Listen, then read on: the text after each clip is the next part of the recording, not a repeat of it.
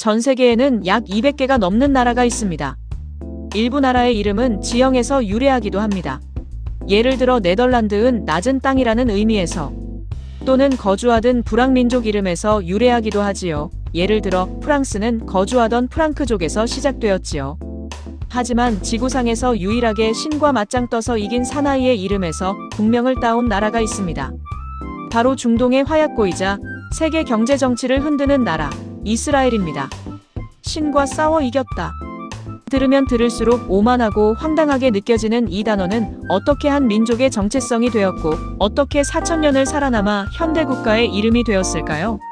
오늘은 성경 속 신화부터 고대 언어학 그리고 1948년 건국 당시 치열했던 국호제정, 비화까지 이스라엘이라는 이름에 숨겨진 흥미로운 사실들을 완벽하게 파헤쳐 봅니다. 먼저 이 단어를 언어학적으로 분석해 보겠습니다. 이스라엘은 고대 세머 즉 히브리어의 두 단어가 결합한 형태입니다. 앞글자 이스라의 어원은 사라 혹은 사라르라는 동사에서 왔습니다. 이 단어는 싸우다, 투쟁하다, 지배하다, 버티다라는 뜻을 지니고 있죠. 뒤에 붙은 엘은 고대 근동지역 전체에서 통용되던 단어로 단수형 신을 뜻합니다. 즉, 조합하면 이스라엘은 신이 싸우신다 또는 신과 겨루어 이긴 자라는 뜻이 됩니다. 그런데 여기서 의문이 생깁니다. 유대교와 기독교는 피조물인 인간이 감히 창조주인 신에게 대적할 수 없다고 가르치는 엄격한 일신교입니다. 그런데 어떻게 인간이 신과 싸워 이겼다는 이 단어를 국가의 이름으로 삼았을까요? 그 비밀은 인류 역사상 가장 기묘한 야간 심야 시간대에 벌어진 씨름 사건에 있습니다. 기원전 2000년경으로 돌려보겠습니다. 이야기의 주인공은 유대인의 3대 족장인 야곱입니다. 야곱이라는 이름의 뜻은 원래 발 뒤꿈치를 잡다, 즉 남의 다리를 걸어 넘어뜨리는 사기꾼이라는 부정적인 뜻이었습니다. 실제로 그는 형 에서를 속여 장자권을 빼앗고 외삼촌을 속여 부를 축적한 아주 지독하고 영악한 이기주의자에 속하였죠. 평생을 속임수로 승승장구하던 야곱에게 인생 최대의 위기가 찾아옵니다. 자신에게 칼을 갈고 있던 형 에서가 군사 400명을 이끌고 자신을 죽이러 오고 있다는 소식을 들은 것입니다. 가솔과 재산을 모두 강 건너로 피신시키고 야복강가에 홀로 남은 야곱은 극도의 공포와 고독에 휩싸입니다. 바로 그 순간 어둠 속에서 정체불명의 한 남자가 나타나 다짜고짜 야곱에게 싸움을 걸어옵니다. 두 남자는 밤이 새도록 한치의 양보도 없이 격렬한 씨름을 벌입니다. 동이틀 무렵이 되었는데도 야곱이 무서운 집념으로 버텨내자 상대방은 야곱의 허벅지, 관절 한 독뼈를 쳐서 탈구시켜버립니다. 뼈가 부러지는 극심한 고통 속에서도 야곱은 상대방을 놔주지 않고 매달립니다. 당신이 내게 축복하지 않으면 절대 가게 하지 않겠습니다. 사실 그 남자의 정체는 인간의 모습을 한 천사였습니다.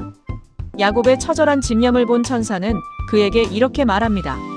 내 이름을 다시는 야곱이라 부를 것이 아니요 이스라엘이라 부를 것이니 이는 내가 힘으로는 하나님과 겨루되 천사와 겨루어 이겼음이라.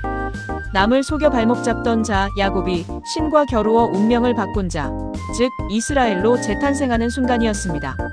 신은 인간에게 패배한 것이 아니라 자신의 한계를 깨고 필사적으로 매달리는 인간의 생존 의지와 간절함에 져준 것이었죠. 이 사건 이후 이스라엘은 한 개인의 이름을 넘어 하나의 민족적 연대를 뜻하는 단어가 됩니다. 이스라엘, 야곱에게는 12명의 아들이 있었는데 이들이 자라나 고대 유대 사회의 뿌리인 이스라엘 12지파가 됩니다. 성경 밖의 실제 역사적 기록에는 이스라엘이 언제 처음 등장할까요? 고고학적 사실을 보면 기원전 1208년경 고대 이집트의 파라오 메르네프타가 세운 비석에 최초로 이 이름이 등장합니다. 비석에는 이스라엘은 황폐해졌고 그 씨가 마르지 않았다라는 문구가 적혀 있죠. 즉 최소 3200년 전부터 이 지중해 지역에 이스라엘이라 불리는 거대한 민족 집단이 실존했다는 명백한 역사적 증거입니다.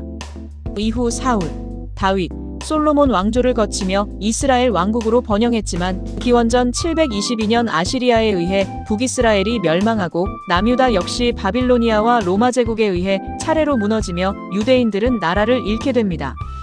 그 후 2000년 동안 전 세계를 떠돌며 핍박받는 디아스포라의 역사가 시작되죠. 하지만 나라가 사라진 그 긴 세월 동안에도 그들은 스스로를 항상 비네이 이스라엘, 이스라엘의 자손들이라 부르며 정체성을 유지했습니다. 그리고 마침내 1948년 5월 제2차 세계대전의 홀로코스트 비극을 겪은 유대인들은 마침내 팔레스타인 땅에 자신들의 국가를 재건하기로 합의합니다. 그런데 놀랍게도 독립선언을 하기 직전까지 이 나라의 이름은 이스라엘이 아니었습니다. 국호를 두고 건국 지도자들 사이에서 격한 논쟁이 벌어졌기 때문입니다. 당시 가장 유력했던 국명은 유대인의 땅을 뜻하는 유다였습니다. 하지만 문제가 있었습니다. 새 나라의 영토에는 유대인뿐만 아니라 아랍인들도 살게 될 텐데 아랍계 시민을 유다인이라고 부르는 것은 큰 모순이었기 때문입니다. 종교적 시온주의를 상징하는 시온도 거론되었지만 정치적 종교적 색채가 너무 강하다는 이유로 탈락했습니다. 건국 선언을 단 이틀 앞둔 상황에서 초대 총리가 되는 데이비드 벤구리온이 한 단어를 제안합니다. 바로 이스라엘이었습니다. 종교와 상관없이 그 땅에 사는 모든 시민을 포용할 수 있는 이름, 이스라엘인이 될 수 있고 고대 역사적 정통성을 완벽하게 계승하는 이름이었기 때문입니다.